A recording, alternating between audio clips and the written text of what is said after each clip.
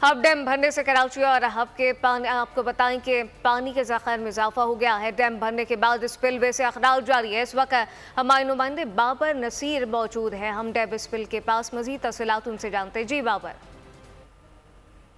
जी बिल्कुल, इस वक्त हम मौजूद हैं हब डैम के स्पिलवे के पास। हब डैम के हवाले से हम बताते चलें कि बारिशों से कबल जो इसका जो है सतह था वो 323 फुट था और टोटल 16 फुट का जो इजाफा होने के बाद 339 फुट में पहुंचने के बाद स्पिलवे से पानी का अखराज बाकायदा शुरू हो चुका है। इस वक्त भी आप मेरे अकब में देख सकते हैं कि स्पिलवे से पानी का अखराज जारी है और ये इसी नदी से होते हुए, जिसको हब नदी कहा जाता है, इस नदी से होते हुए समंदर बुर्द होगा। अब नदी के हवाले से इरिगेशन डिपार्टमेंट ने स्पिलवे से पानी के अखराज से कबल ही इंतजामिया को आगाह कर दिया था कि क्रश प्लांटों की मशीनरी और करीबी आबादी को जो है वहाँ से मुंतकिल किया जाए, ताकि खुदा ना खास्ता अगर पानी के दबाव ज़्यादा हुआ तो अखराज ज़्यादा हुआ तो उनको कोई नुकसान ना हो।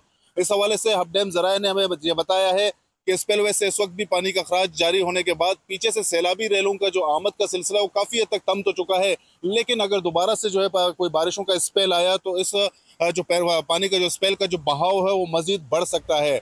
इस हवाले से हब डैम इंतजामिया ने हमें बताया है कि कराची और हब के लिए जो वाफिर मिकदार में पानी है वो लगभग 5 साल तक के लिए। सब्सक्राइब करें और बेल दबाएं ताकि कोई खबर रह न जाए।